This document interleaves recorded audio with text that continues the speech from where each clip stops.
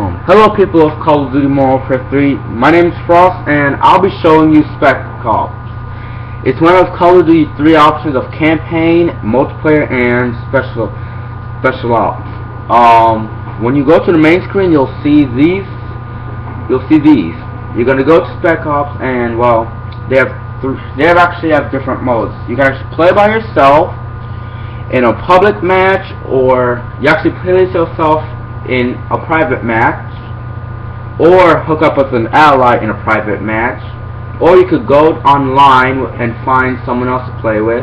You can check your barracks right here, your options, your profile. It's pretty much the same thing as multiplayer, except it's just different. It's pretty much survival. So I'm actually going to be using my friend right here I'm actually using my friend Reaper. He's been on my last video and maybe another video, I don't know. Yeah, so we're actually going to show you the ways to actually play this game. If some of you who are actually watching this, or if you're watching this at all, if you're really not good at spec-ops, I recommend you watch this and it actually will help you pretty much in the game, on spec-ops, and on multiplayer, if you really just listen to it and actually test these out. And I recommend before you start playing Call of Duty on multiplayer, I recommend you actually start on this so you don't jack up your stats, because you do have stats. Thing is, these guys are actually these guys are actually on an AI similar to the players in campaign. They do the same exact things, and well, they get harder per round. The thing you need to do is, you will usually start off, it depends on what level you are. Each level has a different kind of hardness and different kind of guns. Most of the guns will come with a pistol. The last 2 or 4 levels that you unlock will actually come with a, let's see, it will come with a M4A, it's an M4 something. It's one of the first guns you unlock in multiplayer. The thing you actually do is you earn money to buy guns, sentries, armor, padding, anything that you really need to survive, except akimbos, which I really wish they had. Yeah, so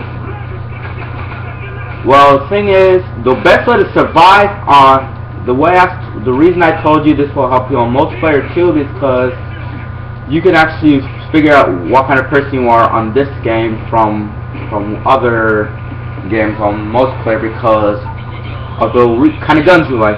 If you like, I'm a person who likes guns that have quick kills, they eliminate quickly.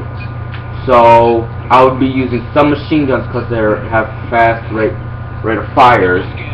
So you would actually test them out on these, and whichever you would feel more comfortable with, not with what people say are best, but what you think is more comfortable. Because most people actually go with the ACR. I'm not really that good with it.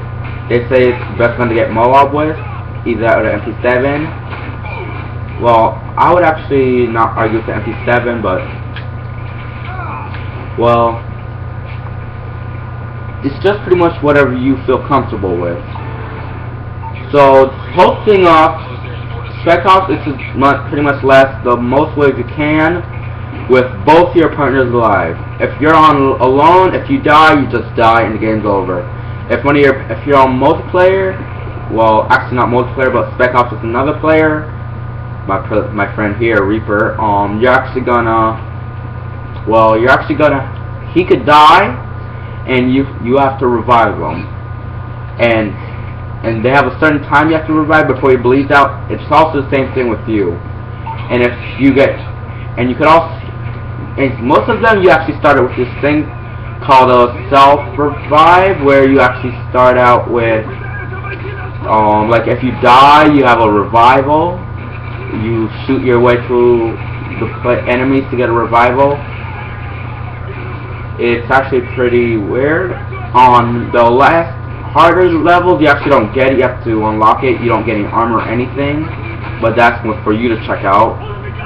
And well, on each map there are different kind of guns that you could be using. So this spec-ops would really be just like help you with anything from your playing stats to just like killing everybody and getting MOABs. Personally, I've only had like 2 MOABs, which is horrible. So like spec-ops is just a game you pretty much play and try to get better at. You also have stats on these. It's not you don't have death like on multiplayer. It doesn't record your deaths, it records your kills and how many juggernauts you killed and well, that kind of stuff. The reason it does this because this is pretty much actually for survival and just for fun, not for competition. Sure, they say multiplayer for competition, but a lot of people actually get mad because you're actually going against non-computer animated players. Like you're actually going against other people. And so this is pretty much a good way to get better and to just have a good time without having to be complicated of people thinking you suck or anything like that. It's pretty much a place of all freedom to do whatever you want and well, yeah. So me and Rico finished this out. We're right now on level around wave 5, approaching wave 6. And I'm actually going to get myself a LMG. This is where you get your weaponry on resistance. There are going to be these things like over there. The grenade is for explosives and like stuff like sentries, and this is where you get your air support. This is where you get your weapons and your attachments. Like I'm actually going to get a light machine gun with a grip. And they also have helicopters. Like they have the same AI as multiplayer, but except they're actually just attacking both of you guys or just you. And well, you're actually trying to survive it and not die. And our teammates are actually supposed to like this game. The reason it's called spec-ops. You're actually supposed to try to work together with your teammate because well, if you don't, you'll die if you're on spec-ops. So that right there is for the weapon. This is where you get your weapons and stuff. Like you get your weapons, your attachments, all that. It doesn't come with akimbos. Trust me, if it did, you wouldn't be seeing me using these guns. And this is where you get your equipment. It comes from frags to flashbangs to claymores, C4s, RPGs, body armor, self-revive, riot shields, and sentries. You have different kinds of sentries, and one of these sentries you actually don't get in multiplayer. So that for some people that might actually make this a little more fun than multiplayer, which I really don't know why, but it might do. So like this game is actually pretty much just have fun, and it helps you improve. And as I told you, if you're not really good at this or you're new to this game, I extremely recommend you play this and find a gun you're used to that's in the beginning. Like when you go to multiplayer and you actually excel to a certain level, which is actually 4 to unlock your classes, there'll be a certain amount of guns you unlock for your first class, or unless you unlock like a gun while you were in a different class. So, oh yeah, and the last place you can go to get your equipment is the air support. It provides things that people it provides care packages. It provides care packages. It provides I'll have to do that later. It also provides the Digen, which are actually riot shield players. They use MP5s and riot shields, and they're actually really good. And they also have Delta Squad.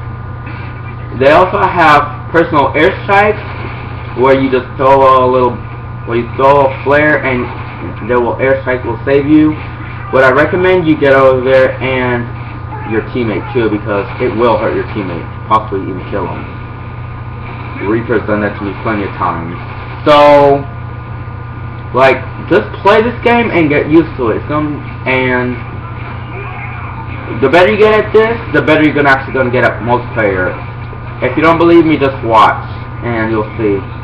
So this is it for right now, and please leave any comments or anything like that if you like this video, or if you want to post anything or say anything about spec-ops. I'll be doing multiplayer next. Multiplayer? Yeah, I'll be doing multiplayer next. I'll see you guys. Frost out.